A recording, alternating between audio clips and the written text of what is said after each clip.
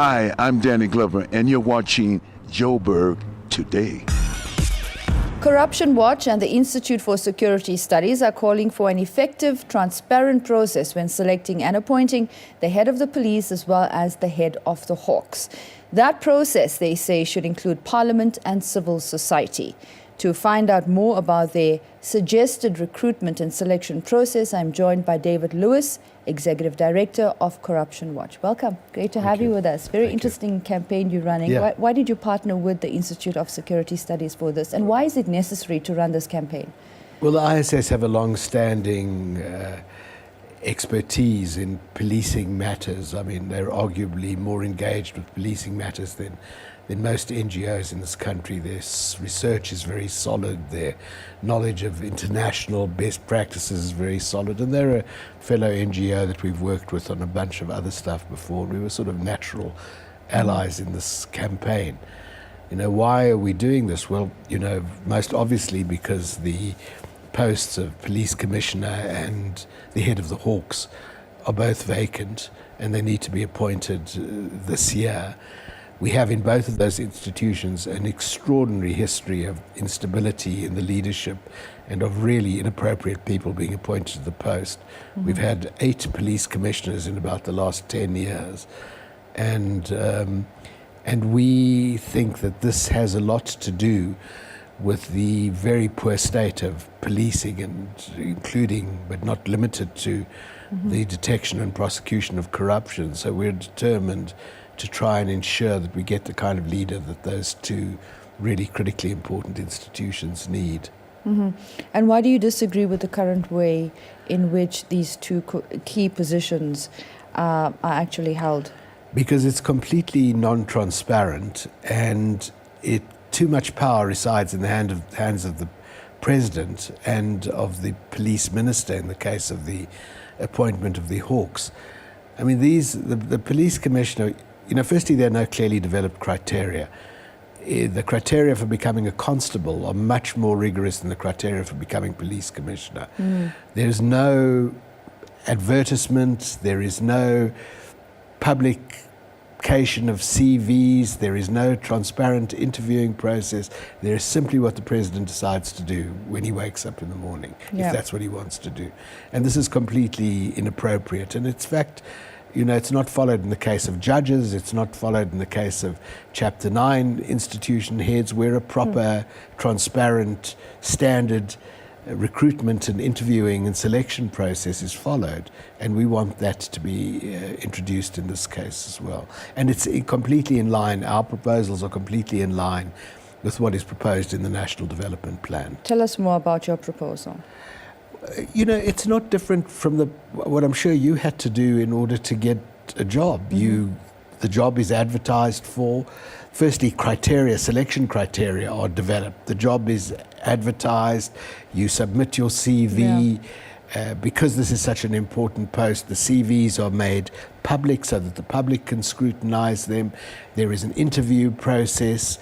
We are saying, for the time being, preferably in Parliament, where the candidates are interviewed, and then after a rigorous process, a selection of 2 or 3 of the most preferred candidates is sent to the president, and he then appoints out of that selection the one that he prefers. So he should still be the person that makes that final appointment. I mean, you just want transparency and openness. I mean, that can be reviewed possibly later on, but at the moment we're not suggesting that the power to appoint be taken away from the president or away from the minister in the case of the Hawks. All that we're suggesting is that they should have to hand the sort of information that one needs to make a rational choice in this matter. We're also saying that they need the incumbents, whoever gets appointed needs to have the support of the public, and that's why we're doing this. What do you make of the caliber of the last 2 or 3 police commissioners and head of Hawks? Well, I mean, you need to say nothing more than that the head of the Hawks was thrown out by court, in fact, for having lied to court previously, and so he was not a person who passed any test of integrity.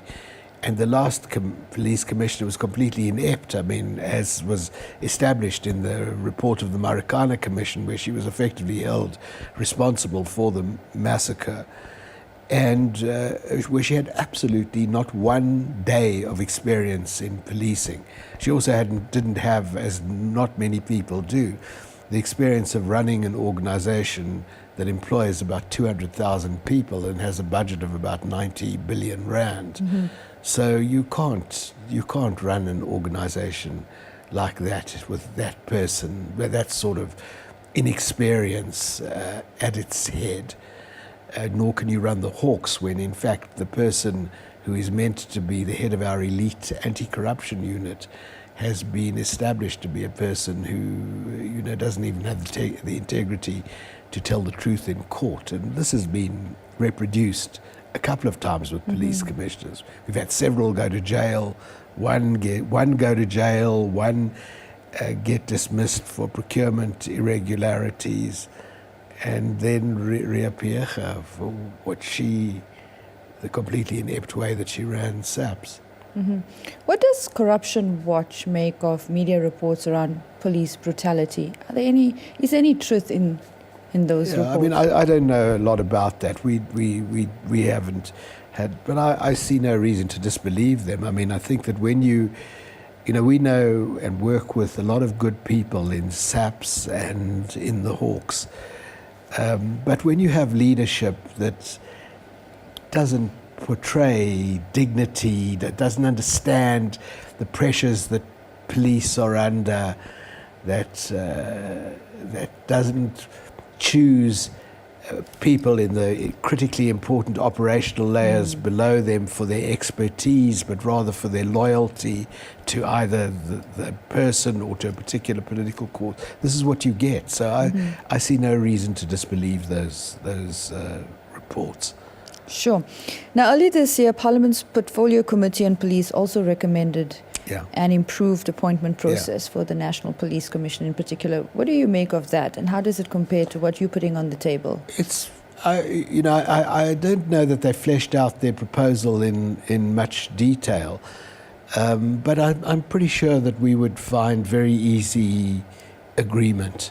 In fact, I know that we would find pretty easy agreement, and I think it also squares with a new assertiveness that one is beginning to see in Parliament, where they are taking their oversight responsibilities much more seriously than they did, say, before the Constitutional Court found them to be effectively in dereliction of those duties. So this is a positive response, and we're anxious to work with them.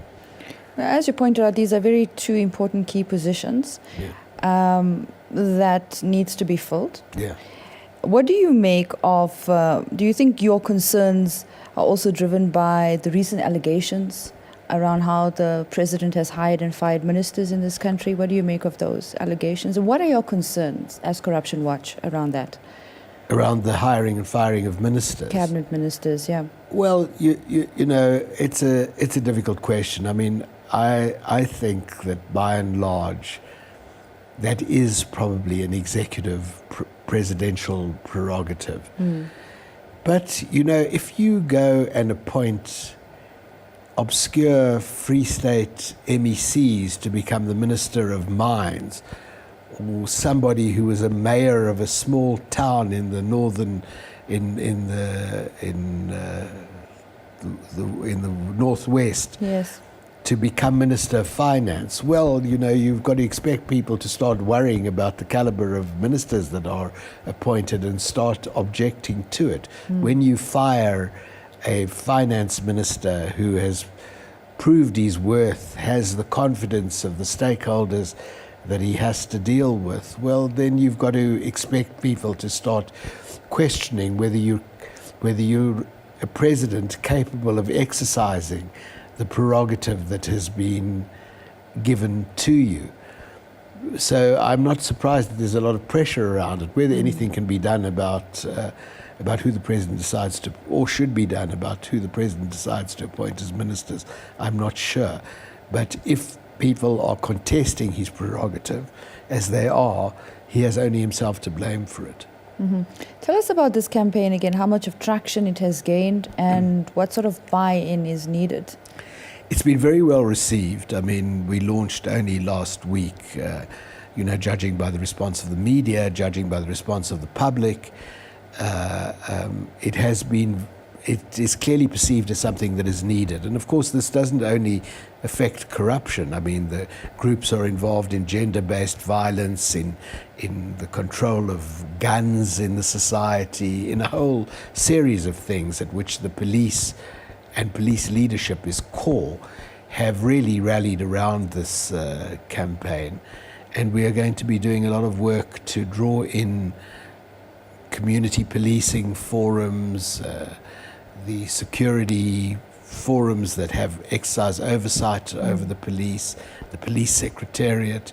So we're going to be doing a lot of work engaging with stakeholders and engaging with the public. And the early indications are that this is taken very seriously by the public who want to be involved in it, which is what makes me feel optimistic that we'll either achieve our goals, or the president will reveal himself as somebody who is contemptuous of the public's demands, because I think the demands are going to be very strong. As a matter of interest, is South Africa one of a handful of countries that actually follows this particular process, that gives so much of power to the president? No, it's, there may be. I mean, I'm sure, the same thing happens in Russia, and I'm sure the same thing happens in a lot of other countries that we wouldn't be too proud to be associated with.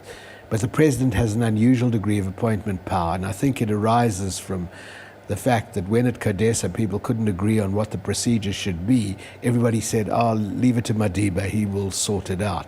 So we got a law made for the best possible president, whereas in fact laws should be made for the worst possible eventuality, and nobody should have the amount of discretionary power of appointment that our president has. And this has not got to do with him in particular. We need ultimately to consider really looking very closely at the appointment processes for a number of key positions and start thinking about changing them. A very valuable argument supporting your campaign, so we wish you all the best.